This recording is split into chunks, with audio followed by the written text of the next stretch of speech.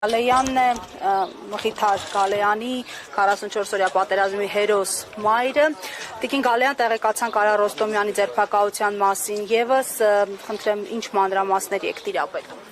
Տիրապետում եմ միայն նրա, ինչ որ գրել էր փաստաբան Վահան Հովհաննիսյանը, որ խուզարկություն է կատարվել եւ բնակարանում եւ ավտոմեքենայում, ոչինչ չեն հայտնաբերել եւ տեղափոխել են Մազմանյան 5 հասցեում քննչական։ Այսինքն նաեւ էստեղ է։ Այո։ Այլ ոչինչ չգիտեմ մանրամասնությունները։ Այստեղ է վերվել նաև Բագրատ Սրբազան իր մի քանի աջակիցների հետ է առնչությամբ իր դիրքորոշում ունեք նաև քննչական կոմիտեի տարածած հաղորդակցության դրանից առաջ իշխանությունների, այսպես հայտնաբերած, այսպես կոչված հեղաշրջման պլանի եւ ձայնագրությունների։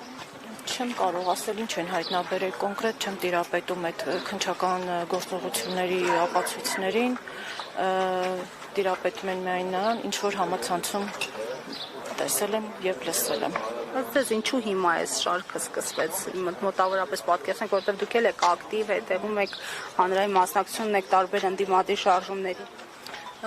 Պատճառը երևի վախերն են, որովհետև ժողովրդի լայն շրջանակներ այլևս չեն վստահում ներկայիս իշխանությանը, միգուցե դրանք են հենց եղել վախերը, պատճառները։